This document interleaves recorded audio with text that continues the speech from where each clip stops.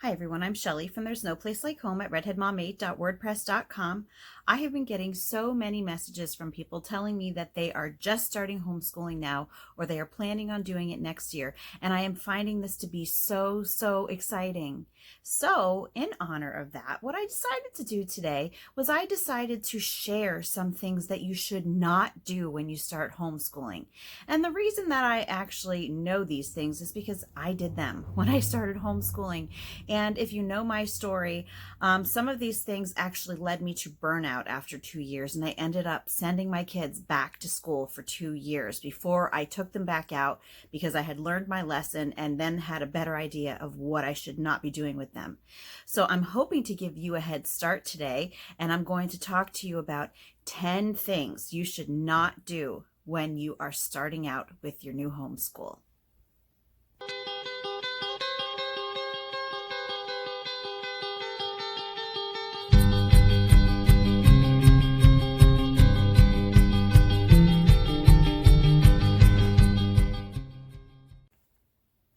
You know, one of the things that I believe keeps a lot of people from homeschooling is the idea that everything that you do in your homeschool has to more or less replicate what goes on in a traditional school setting.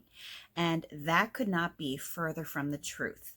One of the reasons that I have my channel is because I want to encourage parents, both homeschooling new and also who are veteran homeschoolers who are just feeling a little bit frazzled and like there's just too much going on, because you can give your children a beautiful education in a relaxed way. You don't need to replicate school. And so a lot of the things that I talked to you about today about what not to do when you start homeschooling are things that you would find in a traditional school setting. So let's get started with number one. So the first thing that obviously you shouldn't do is you don't have to think that you need to recreate school at home. School in the traditional sense that we know it is designed in that fashion for a number of reasons. It's more of an assembly line. It's kind of one-size-fits-all education.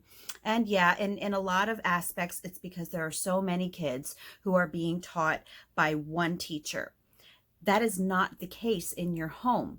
You have so many advantages when you are keeping your kids home. And so the last thing that you need to do is to kind of keep your kids in that box that all schools try to put kids in.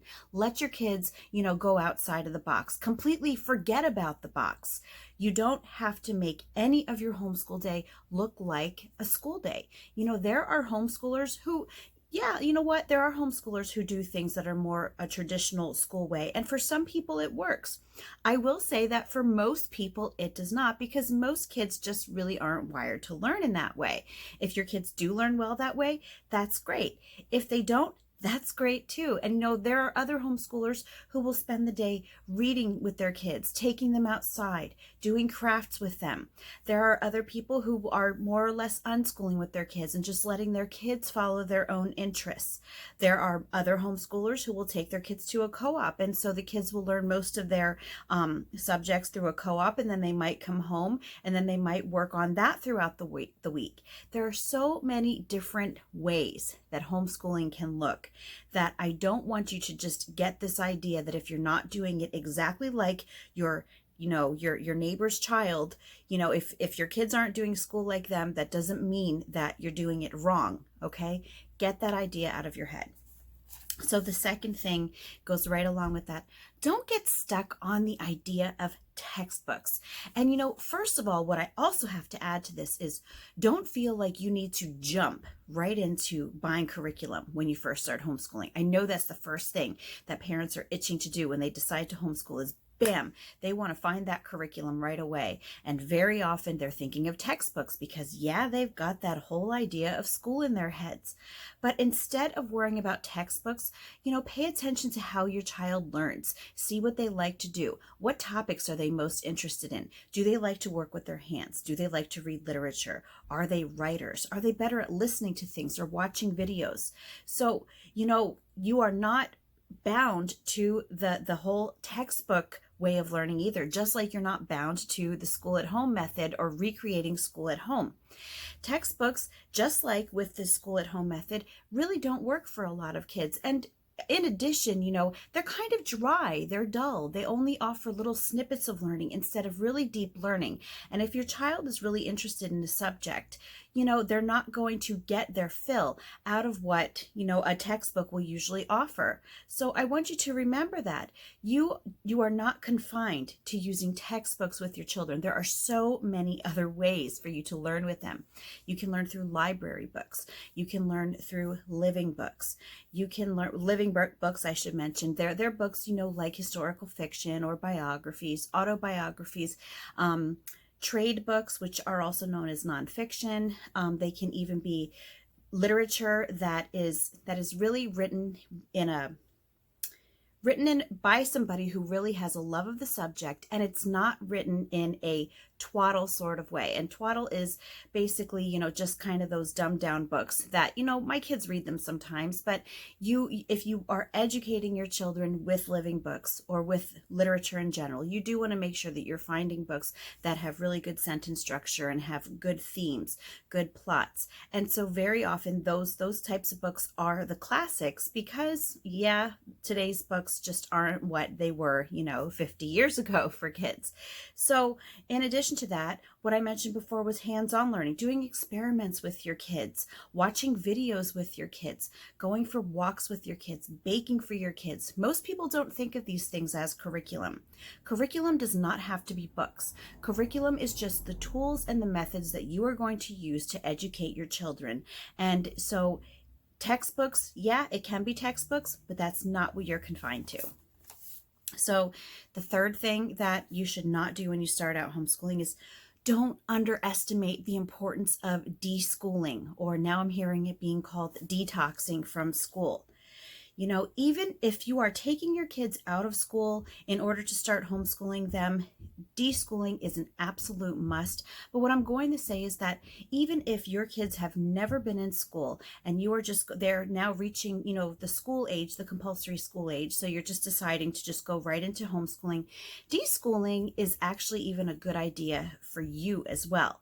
And it's good for both parent and child. It's good for the parents because you yourself likely were educated in a traditional school setting. So you have all of these notions of what school is supposed to be in your head.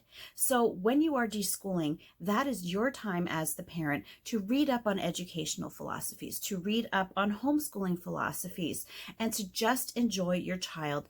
You would want to live every single day as if you're on summer vacation, or live every day as if it's Saturday. You want to live every day as if there were no such thing as school, and spend this time observing your child so that you can see what sorts of things you do want to start doing with them once you actually dive into homeschooling.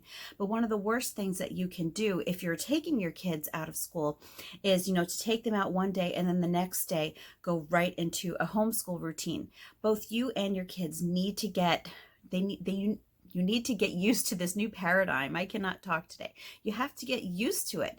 So, spend that time just hanging out with your kids, seeing what they like to do. And it's good for your kids, especially if they've been in school, because they also think that learning has to only look one way. I have heard from so many parents who bring their kids out of school that once they start homeschooling, and if they are not following like a schoolish method, that they feel like they're not learning anything or they're not doing enough. But that is because they spent so many years confined to 6 or 7 hours at a desk doing things only one way that they just can't see how the entire world is about learning. The entire world is education, and life itself has more to offer than any textbook. And a lot of kids who have been in school all day, they really didn't have time to pursue their own interests. Deschooling gives them that time.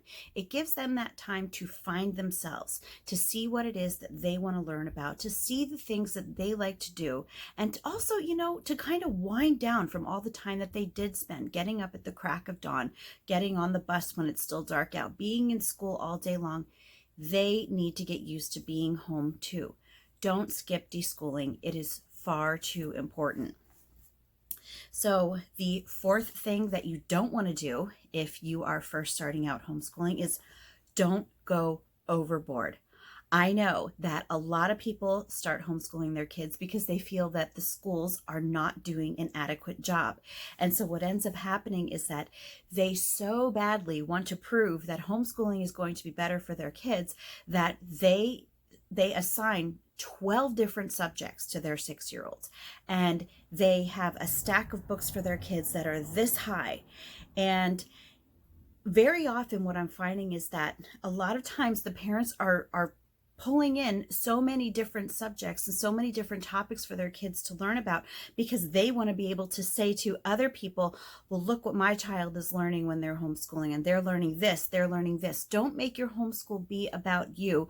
Don't make your homeschool be about proving that home is better than school. Because in all honesty, if you would pull your child out of a traditional school setting, especially in the atmosphere today, your kids could not do much of anything at all, and they would still be better off than if they were in school.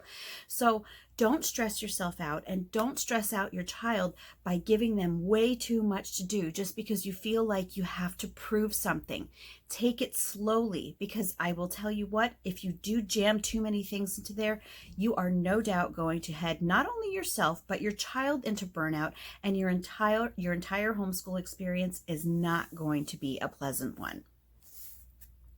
The fifth thing that you should not do when you first start out homeschooling is don't get stuck on finishing the curriculum.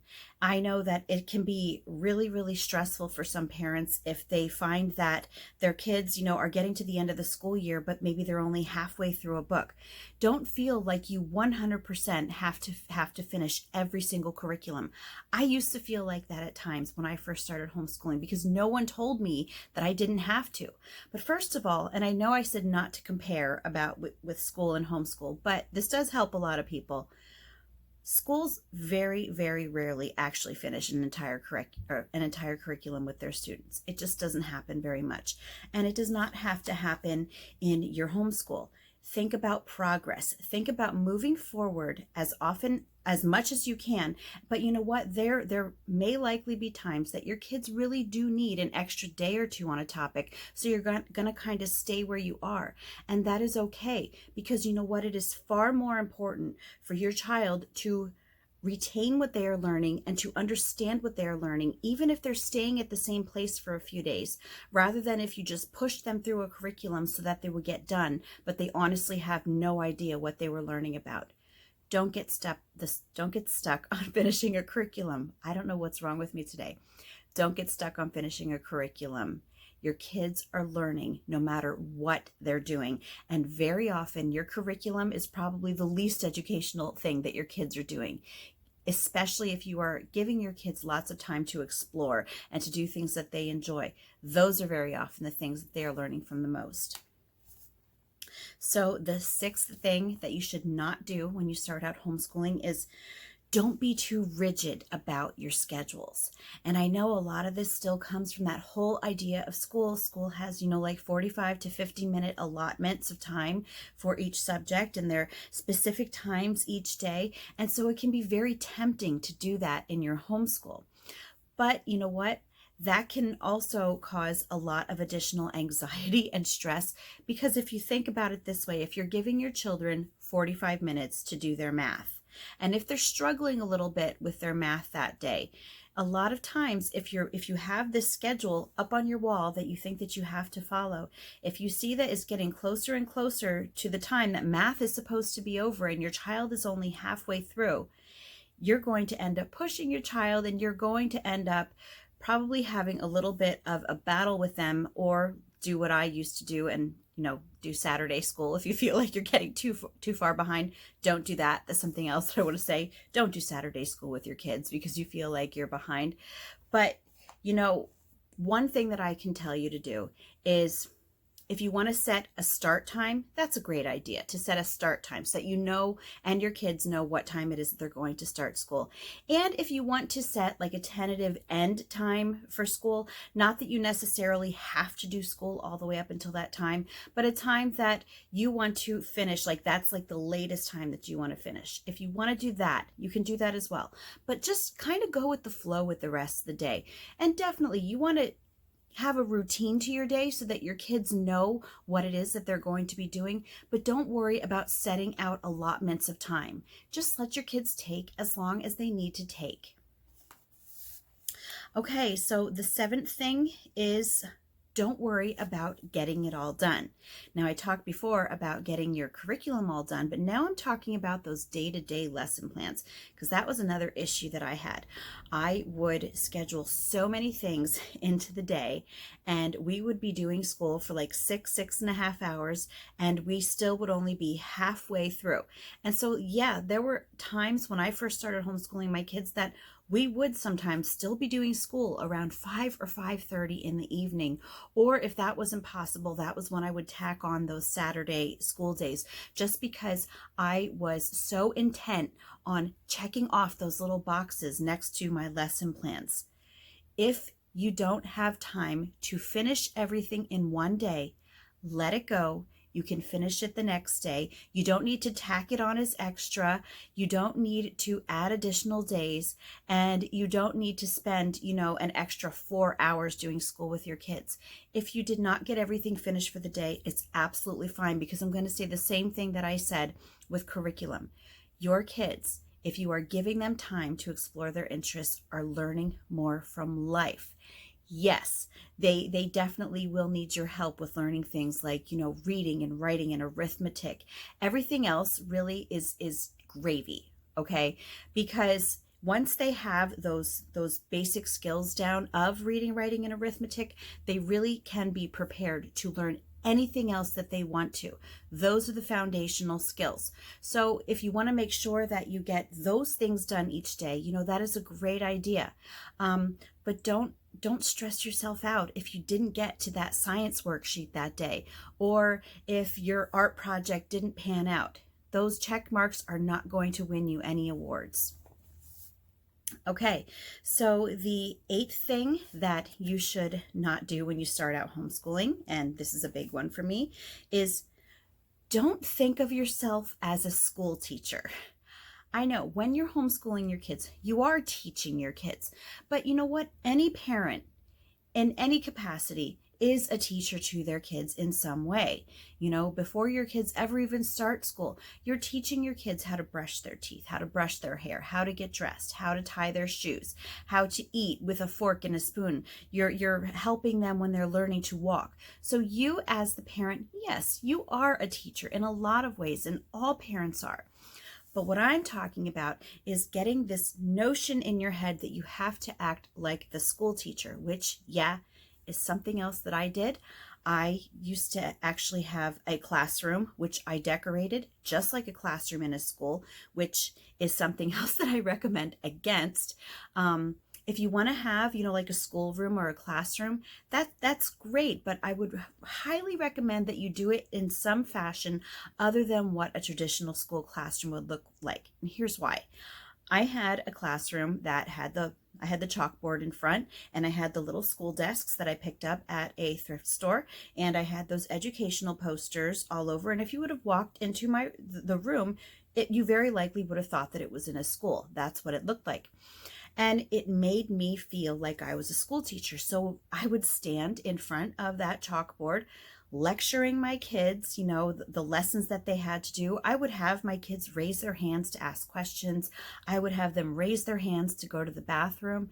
And, after a while, my kids got really sick of homeschooling because they were thinking to themselves, Mom is acting like a drill sergeant at home, and she's acting like a school teacher. So wouldn't we be better off if we were just doing the same thing out of the house? And that's one thing that I really want to advise against.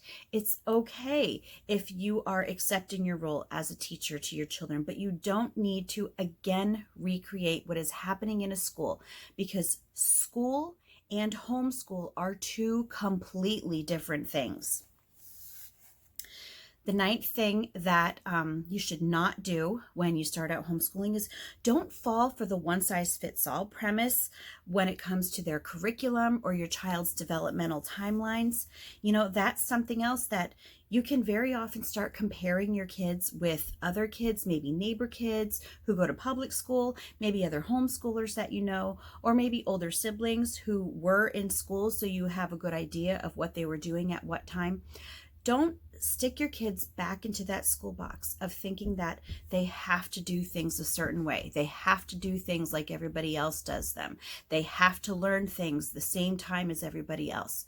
God created your kids to be unique individuals. Embrace that and take advantage of that and help your kids to learn in a fashion that works for them, and also help them to learn at their own pace. Sometimes this means that some kids will have to move faster than other kids did because they get bored quickly. Other kids will have to move slower, and that is okay too, because they will catch up. And I promise you that your child will never be asked at a job interview when they're older how old they were when they learned how to read. It doesn't come up. The only time that it comes up is when your child is in school. It seems like it's the end of the world if your child is not 6 or 7, and if your child is 6 or 7 and still isn't reading. You know, people make a huge deal out of it. But in all honesty, when your child is an adult, no one is ever going to ask them how old they were when they learned how to read. And so the last thing that you should not do when you start out homeschooling, and this is a big one, don't expect perfection.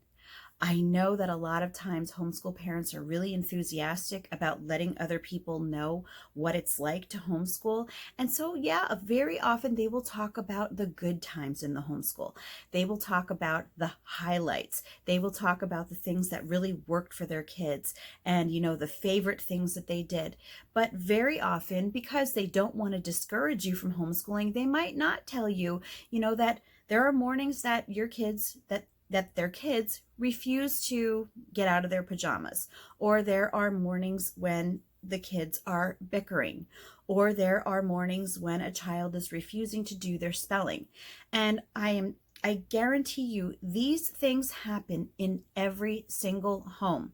So if you step into your homeschool as a new homeschool parent, expecting that your kids are always going to be perfectly well behaved and you're always going to get all the lessons done and everything is just going to go just like a fairy tale, you are in for a rude awakening. It does not happen like that. I would honestly have to say that my imperfect days far outweigh the perfect homeschool days. But that is okay because people aren't perfect. You're not perfect. Your kids aren't perfect. So how do you expect to have a perfect homeschool day? Remind yourself of this and remind yourself that you are, as the parent, are doing the best that you can to give your kids the best education by the person who loves them the most. And honestly, how can you beat that? Anyway, that's all that I have for you today. If you like this video, give it a thumbs up. If you haven't subscribed yet and would like to hear more of what I have to say, I would love if you would do that. If you have any questions or comments, you can leave one over on Instagram because YouTube disables my comments. And if you like my work and would like to check out my Patreon page, I will leave a link in the description box for that as well. And today I want to give a shout out to my Patreon patron, Bobby. Bobby, thank you so much for being a supporter of mine for so long now. Each day I am encouraged by the number of people who have my back and who are kind of telling me, just keep going, just keep swimming. And you know what? I'm going to do that, and I have all of you to thank for it, and I hope you have a great day.